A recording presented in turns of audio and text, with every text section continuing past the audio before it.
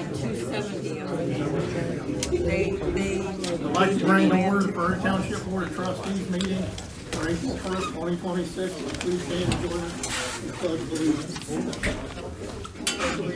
To the flag of the United States of America, and to the republic for which it stands, one nation, under God, indivisible, with liberty and justice for all.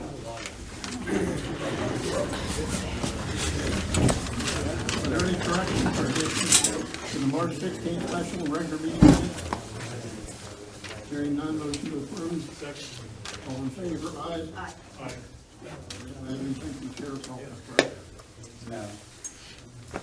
We'll move on to Fiscal Officer's report. All right, this week's warrants list detailed payments to 76 vendors totaling $623,516.54. I request the board's approval to pay all items on this week's warrants list detailing the list totaling $623,516.54. So moved. Second. All in favor, aye? Aye. Aye. Next, I request the board's approval to process all 4/10/26 payroll-related warrants. So moved. Second. All in favor, aye? Aye.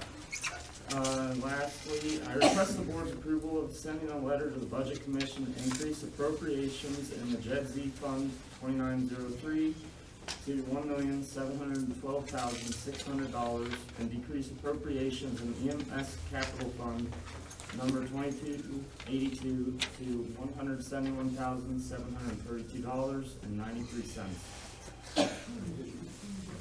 So moved. That's it. Second. All in favor, aye? Anybody have any questions for the fiscal officer? Hearing none, we'll go on to standing business. Chief Powers.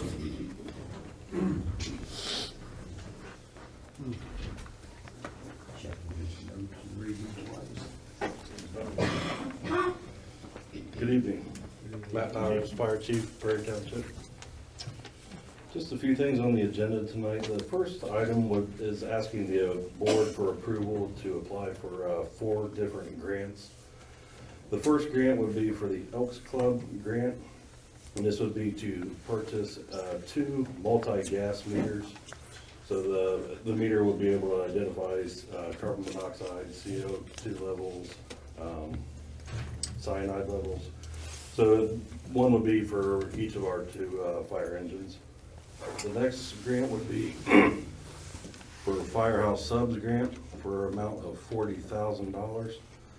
This grant would fund the purchase of rescue equipment for engine 241 and engine 243. The equipment would support a downed firefighter rescue and other technical rescue operations. And until they back up, the Elks Club grant would be for $3,500. The third grant would be for Ohio Health Grant for $15,000. Funds would be used to purchase 2 infrared saunas, one for Station 241 and the other for Station 243. I just want to reiterate, when we hear saunas at a firehouse, it's not for like a spa purpose. There is a lot of data that coincides with these saunas as far as a firefighter that is leaving a fire. The ability for the sauna to pull the heat and other chemicals out of your skin, the research is just beyond in our favor. So that's the one reason for the purchasing of the 2 saunas and applying for this grant. The last one would be for the Dickey Foundation grant. This grant would be to enhance our rope rescue capabilities by outfitting necessary equipment. Chief, what is the Dickey Foundation? The Dickey Foundation? Yeah. I can get back to you. You didn't know what it was. I believe it is a former firefighter in California, and the rescue was due to his entrapment in the building. Okay, thank you. Any issues? So moved. Second? All in favor, aye? Aye. Thank you. And the last item that I have is I would like to request the board to adopt resolution 16-26, which would declare a burnout cot that the department has to be considered obsolete It is no longer used. We have now the power cots. So with this approval, then we will be able to donate this cot to Village Animal Clinic, because it is not recommended anymore for the human weight, but she is able to use it for animals to transport to and from the clinic. I move that the board declare the Furna brand EMS cot obsolete and move that the board adopt resolution 16-26, a resolution authorizing the donation of obsolete Furna brand EMS cot to the Village Animal Clinic. Second? Roll call votes, Mr. Pritchard. Aye. Ms. Schmelzer. Aye. Mr. Stormont. Aye. That is all I have. Anybody have any questions for the fire chief? Thank you. The community center has no items. Does anybody have any questions for Michael? Okay. The road, cemetery, parks department, Dave.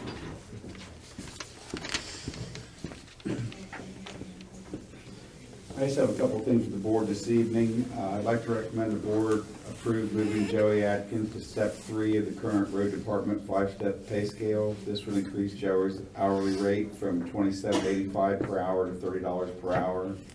This rate would go in effect on April 16th, 2026. I move that the board approve moving Joey Atkins to step 3 of the current road department pay scale. Second? All in favor? Aye. Aye. And the second thing, I'd like to recommend the board approve moving Leon Burns to step 2 of the part-time pay scale that the board approved on November 29th of 2023. The effective date would be April 7th, 2026, and this would increase Leon's pay to $19 per hour. I move that the board approve moving Leon Burns to step 2 of the part-time road department pay scale. Second? All in favor? Aye. Aye. That's all I have this evening for the board. Anybody have any questions for Dave? Yes, ma'am. My message about the 25-mile-an-hour speed sign. Did you get that? I left one. They're up. They're up? Yeah. Where? I didn't come that way.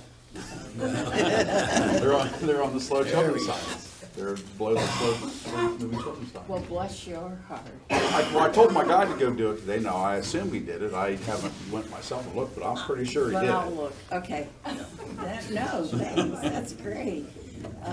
No, good news. Is there any other questions for Dave? Only, can we get a sign that says "Old Lady Crossing"? They have knocked me flat yesterday. And I stand out there and do this and slow them down. But they slowed down when they saw that sign. I hope you're correct, Deborah. I hope you're correct. Well, they didn't hit me, let's say. Well, I'm glad of that. That's all mine. Thank you. Thank you. Commercial building and zoning has no items. Does anybody have any questions for Dana? I do. The building on the corner of Mount Royal and Evergreen. Yep, What are we doing with it that? is going through the exterior property maintenance code process as we speak. It's on the next round. I was gonna say, it's been going through that for a long time. We've given them a little more time because of the winter. April, it's all starting back up. Just checking. Yeah. And what about the property right across the street from me? What do you mean? It just looks like a construction site. I mean, it's a mess. There's The big vacant, rocks, the vacant lot. the vacant lot? Yeah. It is, they haven't started building anything, so, I mean, there isn't anything, Well, they Yeah. dumped a lot of junk. as in what? Well, when they dumped the dirt, they had big rocks, but they also had big pieces of metal that somebody was out there throwing them to the side. Okay. I'm just saying No, that it's pretty fine. messy. No, we'll go by and take a look at it. Yeah. We shouldn't be doing that, so. Dave looks confused.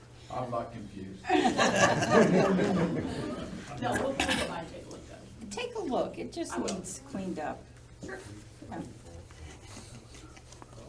Administration with James. Trustees present before you the current nuisance complaint for your consideration.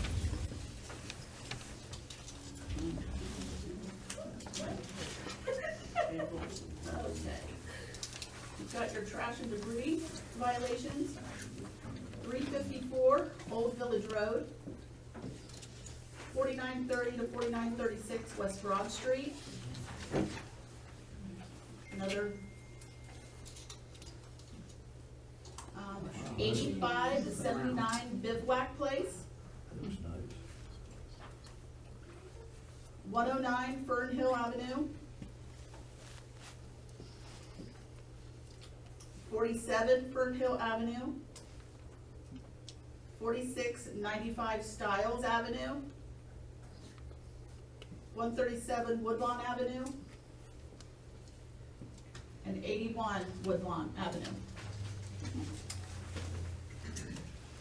I move the board adopt resolution ND-05-26, a resolution declaring nuisance and order abatement at properties with refuge and debris. Second. Roll call votes, Mr. Fisher. Aye. Ms. Smelter. Aye. Mr. Stormont. Aye. Trustees, the Sedgwick Annual Rate Agreement, this is the annual agreement to provide workers' compensation program management for the township. We participate in the group retrospective rating program. Fees for the enrollment period of 1/1/27 through 12/31/27 is $10,300. It's actually a 4.77% increase. So this is a group that we have two groups that we use for the workers' comp. This is the one that's actually that represents us if there's cases. Okay. I move that the board authorize the township to enter into the 2027 Ohio Township Association Retro Group through Sedgwick at an annual cost of $10,300 and authorize the HR director to execute the necessary documents and authorize the fiscal officer to issue a warrant on April 2nd, 2026. Second. All in favor? Aye. Aye. Anybody have any questions for James? Guess not. Okay, anybody have any old business? Any new business? Can I speak, if that's okay?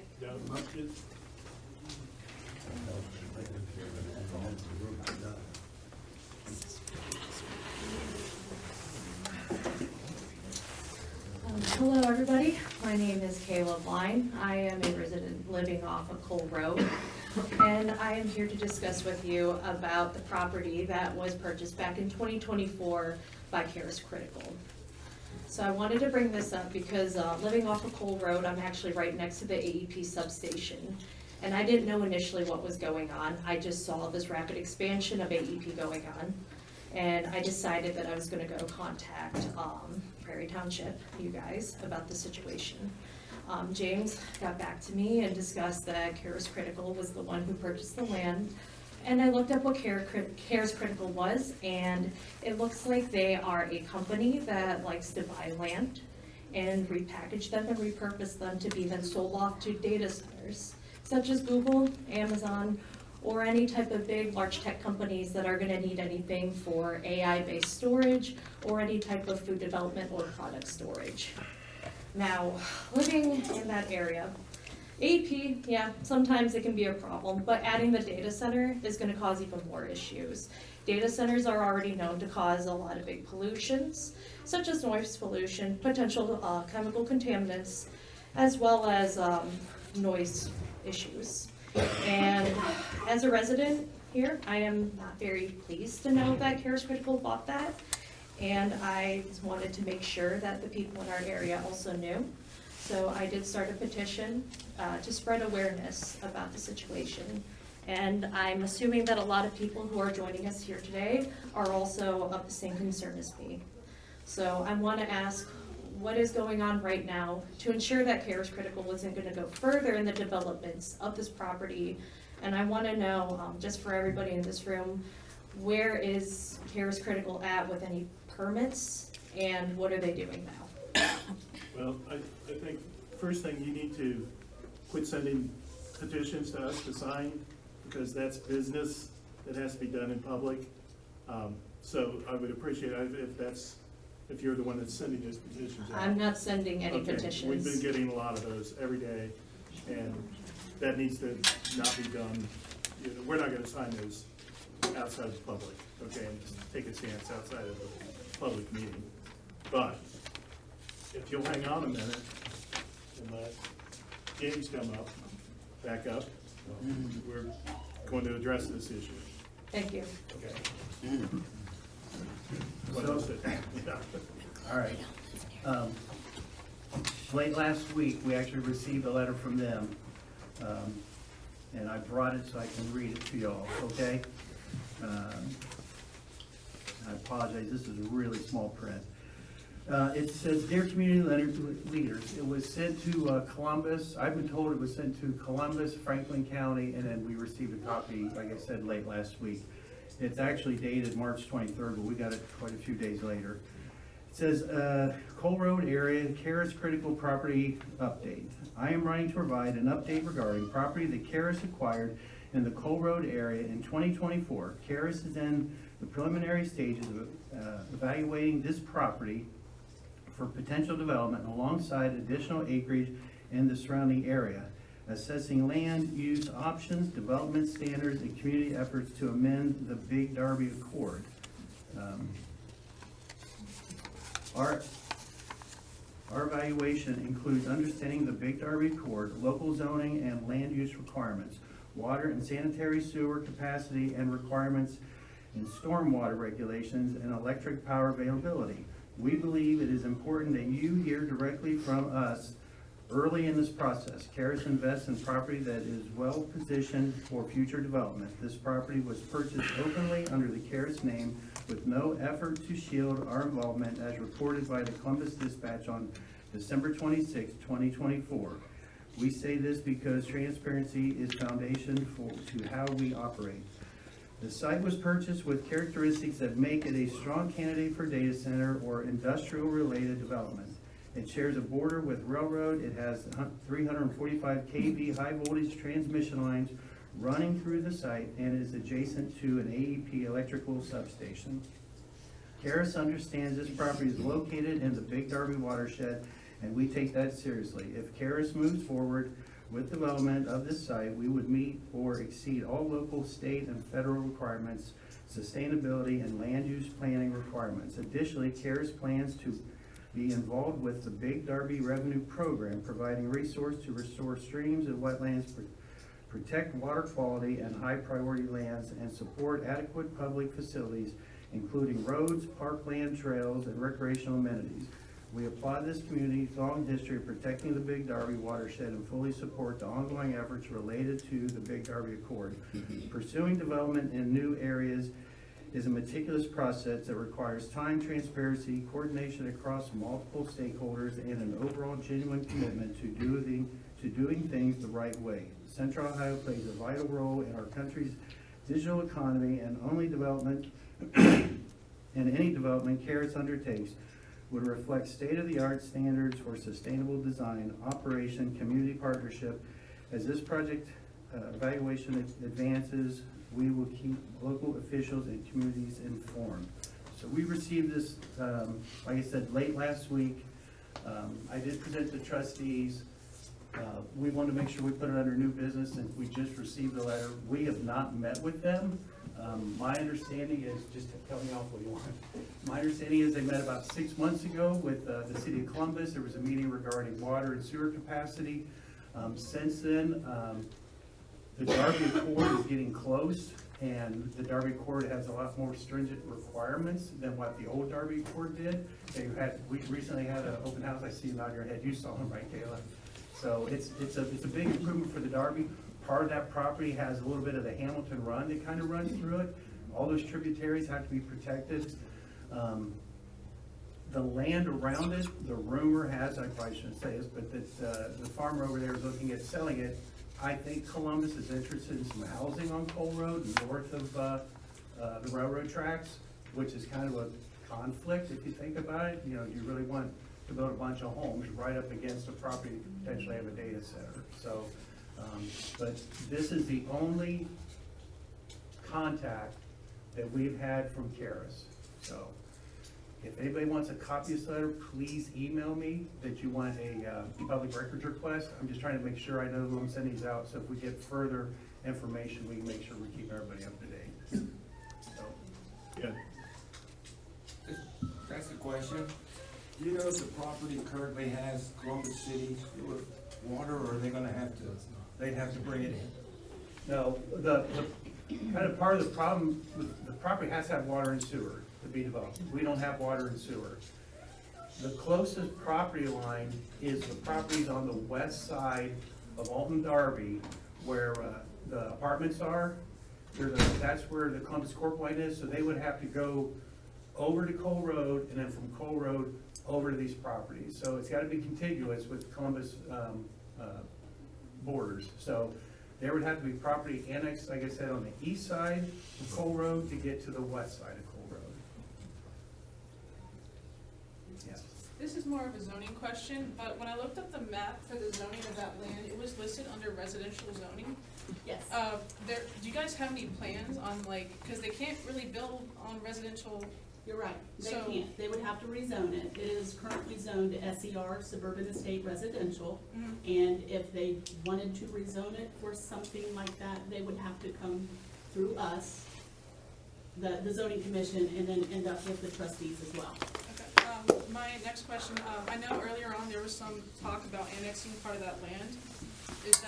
Are you guys still fighting that tooth and nail, or where are we at on that? So, I'm asking. I mean, we haven't even been approached about annexation, but there's two types of annexations. There's a type 1 and type 2. Type 1 means that it has to go through a whole process. It needs township approval. The county commissioners have to approve it. A type 2 annexation is basically, you want to go to the city, you get to go to the city. The only thing that, to compensate the township is we still collect property tax from that property. So if it gets annexed, we would get property tax from it. It would go towards like the fire department, and a little bit goes towards like the general fund. But we don't have a say-so. Even when if you go to the commissioners meeting, because I've seen this multiple times, when someone presents an annexation from to Columbus from the county, if it's a type 2, the prosecuting attorney has a letter ready to go to read to everybody, tell them that unfortunately, the county commissioners have to prove it, they have no say-so. But it's a type 2 annexation, so, and like I said, we've not even been approached about an annexation.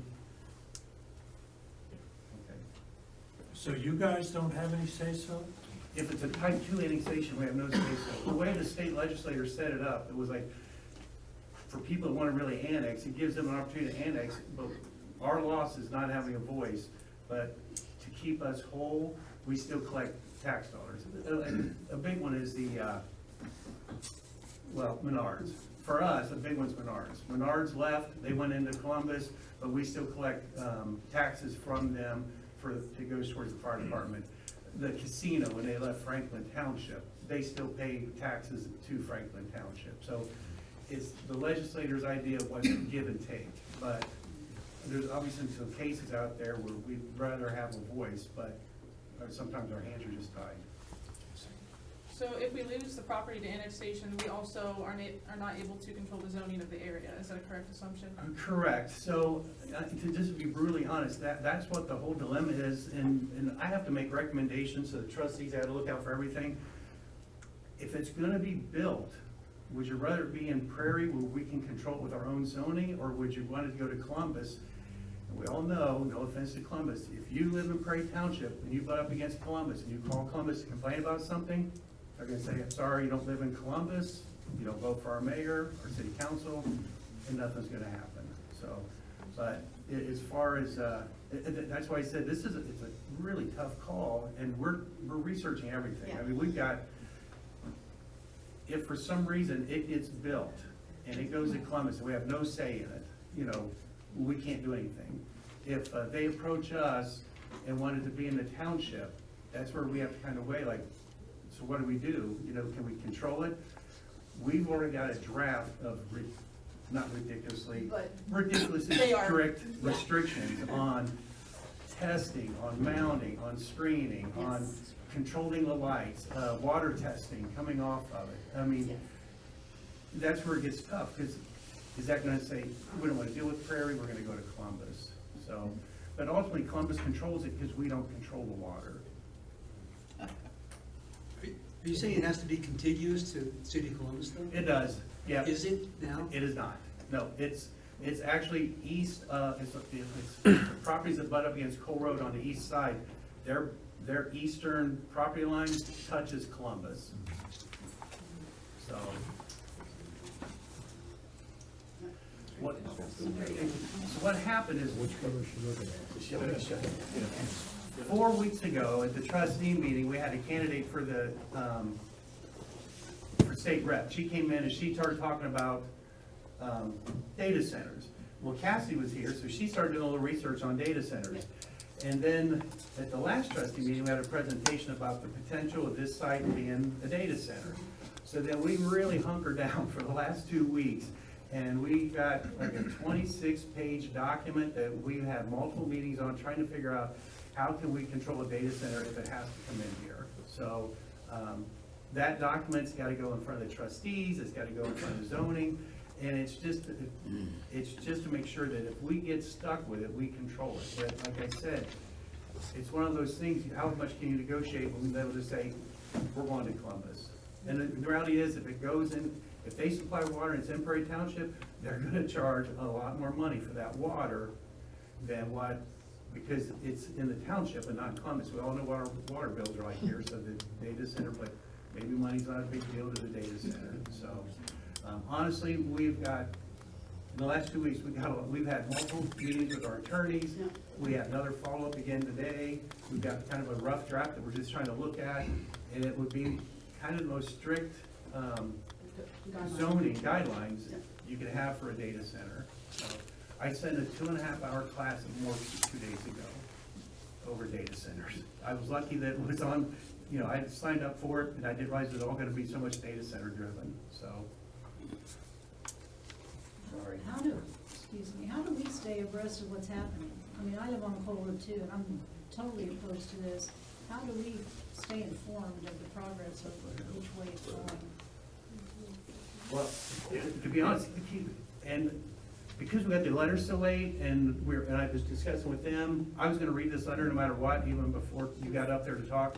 I asked the trustees, they said, read it, make sure everybody knows, and we were trying to be transparent. Anytime we ever talk about a data center moving forward, it's gonna be on our agenda. If it's going to be, if it goes in front of like zoning for anything, it's on the agenda, and all that stuff's posted, and you're free to call anytime. I mean, anybody can call me anytime, ask for an update. And if there is ever a zoning or rezoning or anything on a piece of property or a land, there will be a sign up there that says there's gonna be a public hearing, and everybody who touches that will get a postcard and let everybody know that there's gonna be a meeting this date at this time, and they're asking to rezone it from SER to whatever, so. Is there a reason you can't just post that letter on your website? Why do we have to get emailed that letter? I was gonna post it. I don't care. If you want to just post it, just post it. It'll be on Facebook tomorrow, okay? Sounds good to me. Okay? Thank you. How would this facility, get sewer and water if it stayed in the township? It would have to be an agreement between Prairie Township and the city of Columbus. Would the city agree to that? They have before in other areas. All the new development along Galloway, right by our sports complex, that's all city water going in there. They get billed from the Franklin County sanitary engineer, but that's Columbus Water feeding all that through a new system that's accepted by the sanitary engineer. So in order for this to happen, it would still take the sanitary engineer being approved to do it through the county commissioners.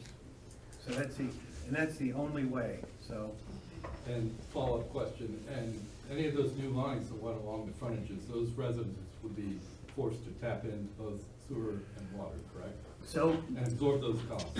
I haven't seen any maps on it, but my gut feeling is they would just take it across the street, try and get to whatever the potential data center is, and then feed north to the farm that the rumor is it's gonna turn into housing. So I don't see them going south of the railroad tracks.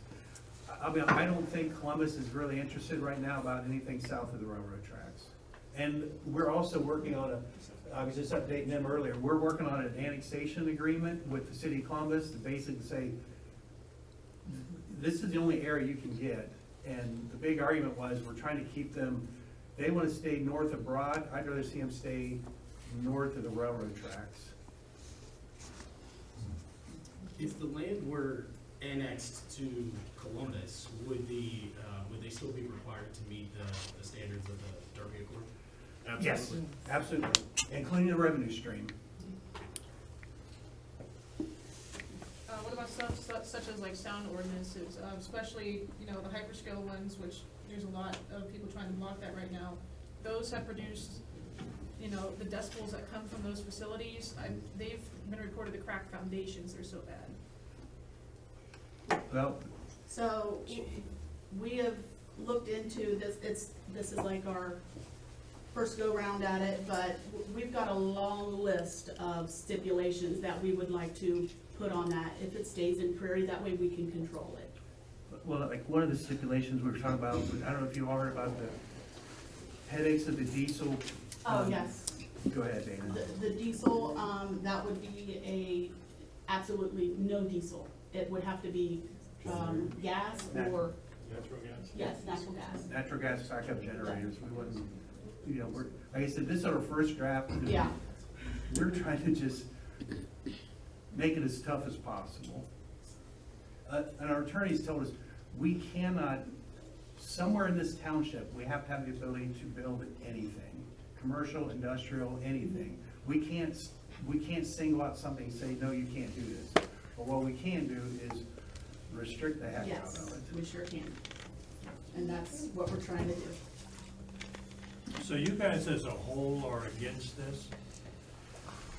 Well, like I said, if it's gonna be built, I'd rather control it here at Prairie than let it go to Columbus, and I'm just another person calling to say, can you get this fixed? Yeah.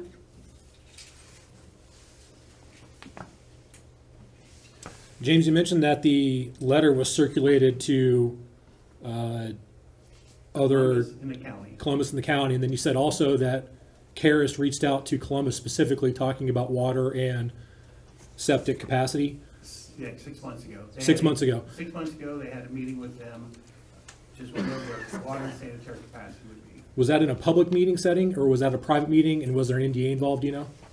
No, it had to be a private meeting. It'd be like any developer coming in here wanting to talk to us about, we'll have developers come in here and ask us about a piece of property and what can they do with it, and things like that, and then 90% of the time, nothing happens. So it would have just been a meeting with probably the development department of the city of Columbus. You guys spent a lot of time working with the Derby Accord. Do you know if there were any data center type stakeholders that were participating just as peripheral? Did you have like a pool of people that were non-governmental that were there hanging out, like potential project people, We had the Building Industry Association was the main representative for the developers. but like AWS, Google, those type of people didn't really have a presence there that you're aware of? That I know of. Okay. But there was a consultant there that I know that represents developers that do stuff. And I'll be honest, he was probably representing the irony, multiple builders or buyers in the area. And I think Karis might be one of his, he's actually the one that sent me the email. So, but he's a known, he works with developers and stuff.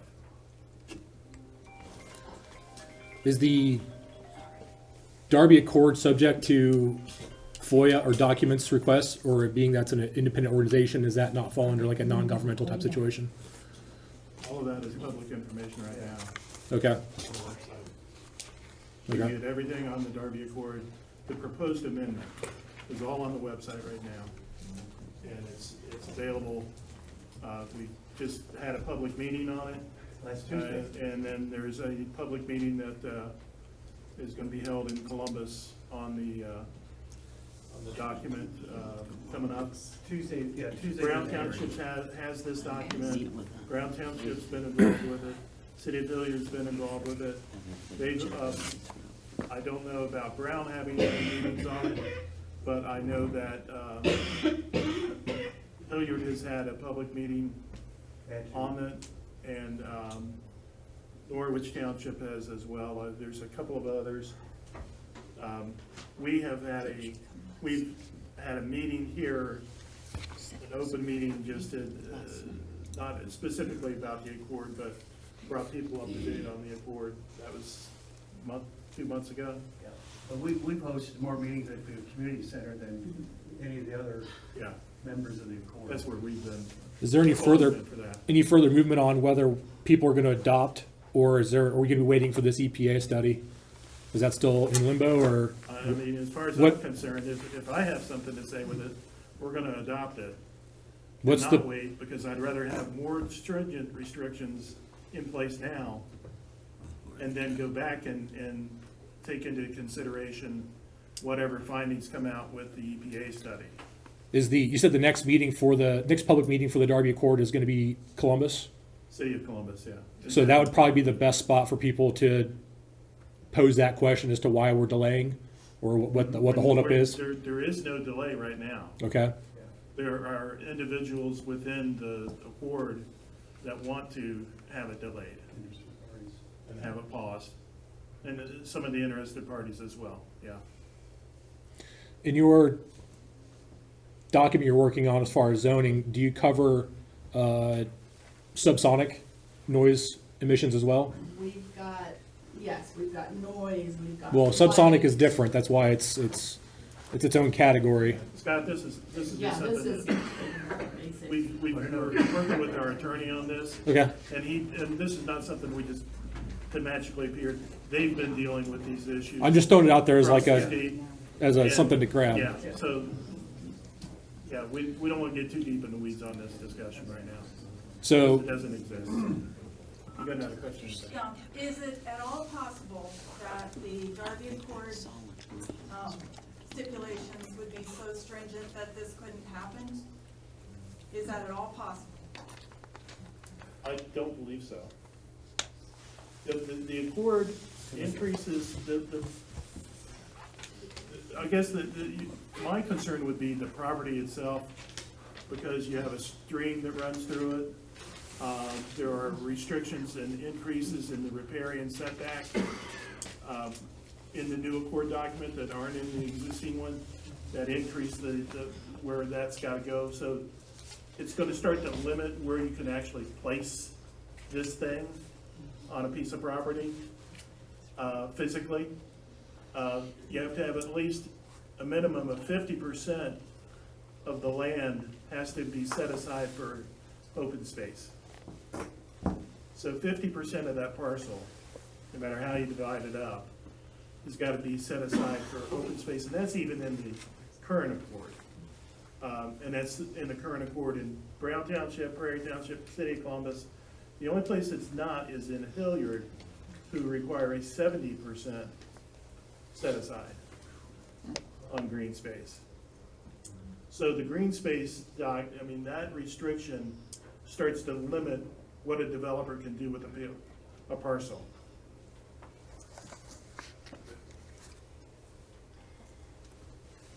Are we talking about the green space up there? So, No. I was gonna This say, is I don't property. understand the map. this, it would be this right here, the green, All the green? Oh, or just that, well, right here. Okay. where the stream is. Yeah. Yeah, it's green, but it's not green space, okay?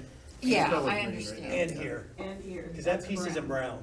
So that's what's, of the 4 parcels of land, one of the parcels is actually in Brown Township. So they've got a, I hate to say it, that's one of my biggest fears is that,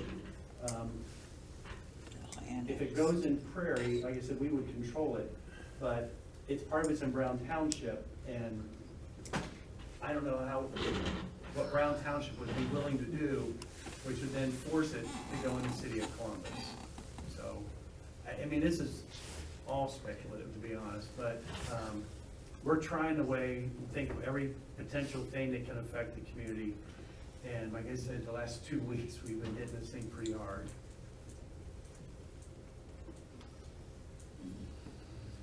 sorry if we are running close on comment time, but I also live on Hardwood Drive off of Cole. A lot of us are already aware of the immense drain that data centers have on public resources. But with context of the rolling blackouts that we got last year from the heat in the summer from AEP, a lot of families and individuals here were affected by that. And data centers often get priority treatment from the cities that they reside in to keep the power on to benefit their customers, right? The people here are more important than the customers of AI, and I am sensitive that the drafts being proposed have protections to keep the power on when those rolling blackouts do happen as a result of weather or inclement accidents. We have a lot of old folks on our road, and a lot of them needing life support or healthcare, or so that sort of protection on. Which is where you would want the generators that are there to be gas powered as opposed to diesel, to do the backup for the data center. And we've seen from many studies that the impact that data centers have on even natural gas or other utilities, that those expenses get passed off to the residents. Considerations for that, none of us want to see our taxes raise or utility bills increase.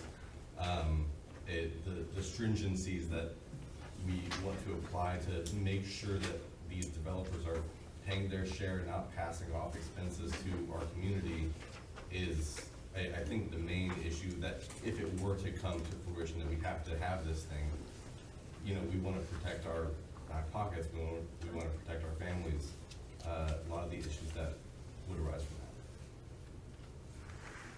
that. So, I just received an email today from the PUCO about, and I don't want to keep reading, but it does talk in what came up from the PUCO is that settlement, they're approving today focus on utility affordability and ensuring that new data centers are responsible for the cost of their imposed on the grid while providing utilities with tools and needed to focus on system reliability.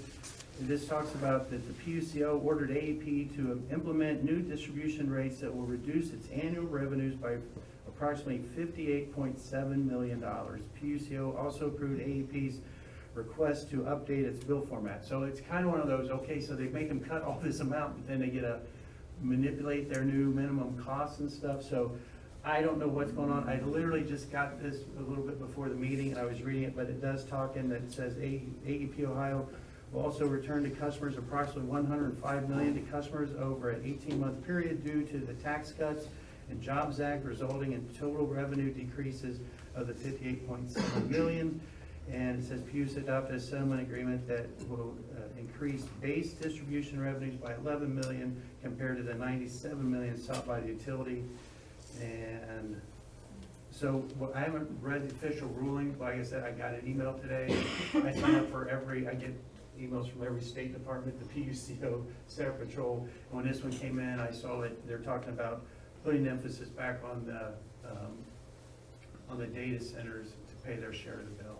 I can only tell you what I'm reading from the PUCO, so. And one of the concerns that I have is that, from what I have heard, is that the state has made some noise about potentially considering this a public purpose and taking the control in the building of the facilities out of local jurisdictions' hands.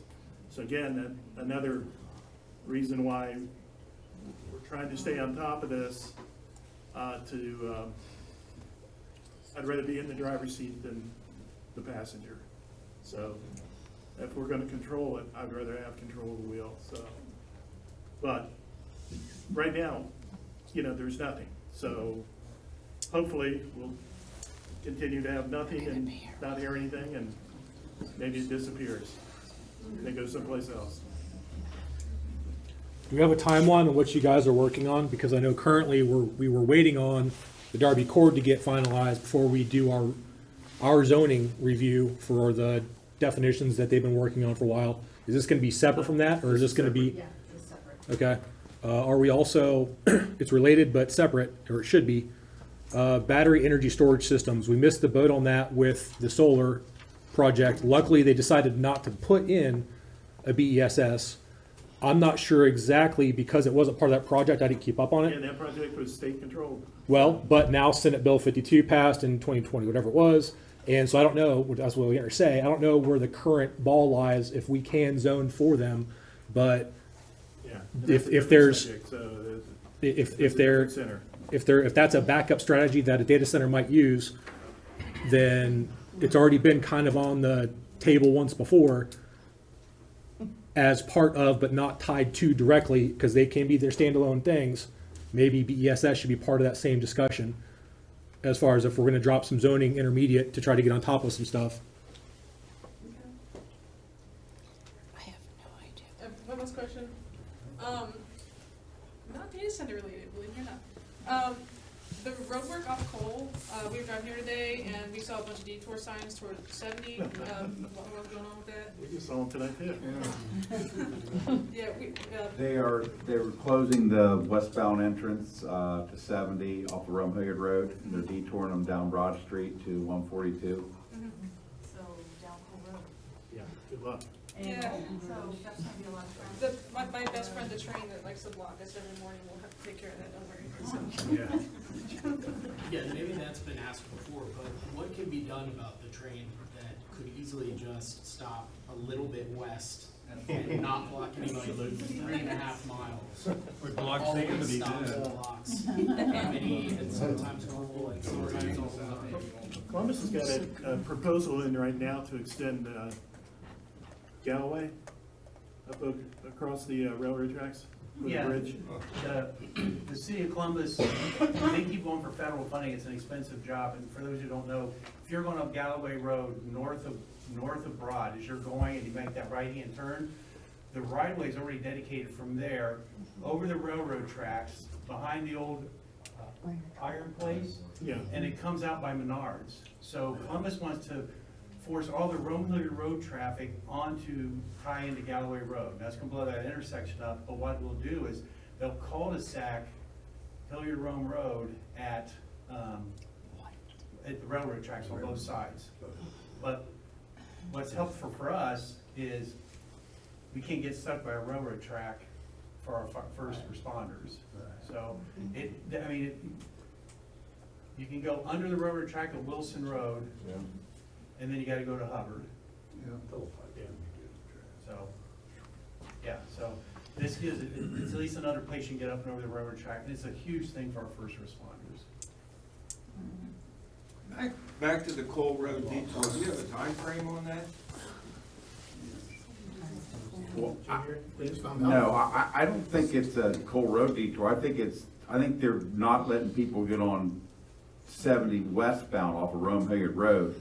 They're making them go down Broad, the detour signs are on West Broad Street that I've seen. They're on Cole Road, it says 70 west detour on Cole Okay, Road. well, I haven't seen them, sir. And that's an ODOT thing. That's crazy. It's on all road, it's on all road. Yeah, there's signs on Renan right now too.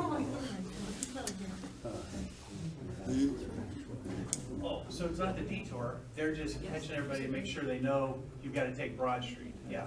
That's ODOT work, good luck with that. Yeah, ODOT can only use ODOT roads for their detours, so if it's 70, they have to use Broad Street. Yeah. Well, Jeff's already getting hammered with that crap before they started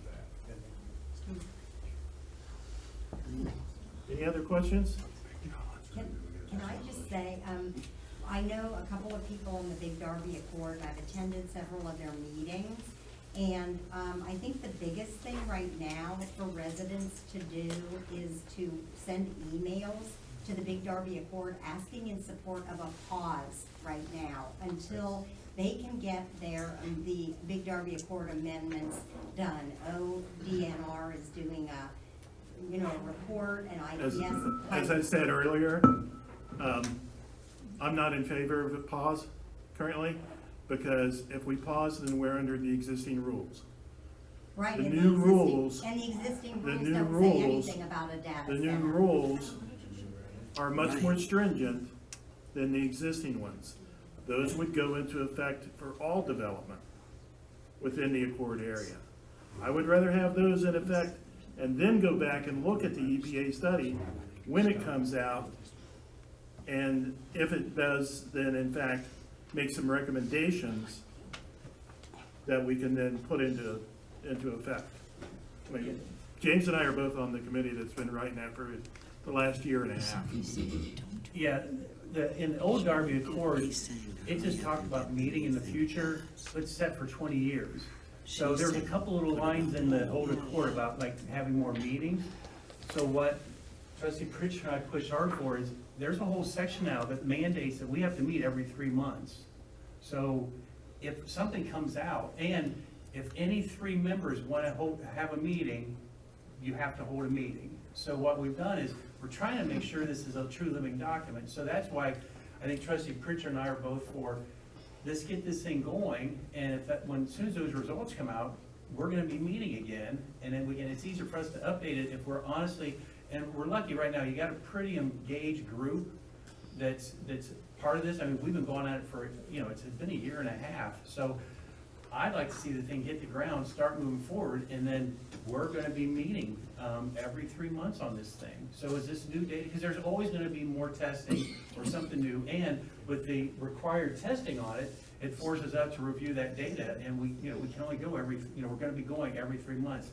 Not like the last time where it sat around for 20 years. The key to this accord, the amended accord, is the increase in the riparian corridors and the water quality testing. That is a dedicated funding source now to be paid for, and is set up so that it will be cycling through all of the streams every 3 years. So it's something that we need. That's the information we need, is what is the water quality, and is it in fact increasing, getting better, or getting worse, so that we can make those. But that's state board. That's not what we're talking about right now. So. I was just gonna ask, since you guys are involved, do you know if that also covers the aquifers? I just wanted to know if you knew. I didn't hear you. Does that report also cover the aquifers? I was just wondering if you knew. Like the wet water. Yeah, I don't think it does. It's all about surface water. Yeah, the only discussions that I remember are in reading the document and going through the document, is it talks about groundwater recharging, and then there is a concern with field tiles, and because the field tiles act almost like an impervious surface, and there's not much information out there that helps us get at that, what's it gonna do, other than we're afraid it's gonna dump everything into the streams. I mean, we've been asking for more field tiles and increased drainage around the Bernan Road area for years, and we may be getting what we asked for with the solar project, but is that gonna do more damage than good? I don't know. We don't have any information that tells us one way or another.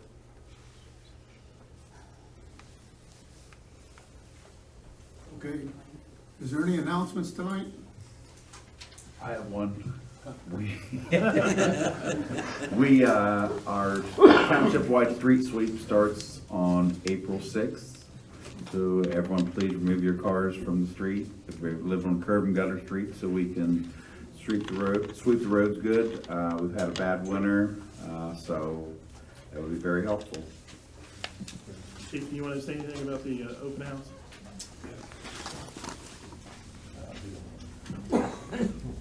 So on April 26th, it's a Sunday, we are hosting the open house at our fire station at 123 on Avenue, Station 241.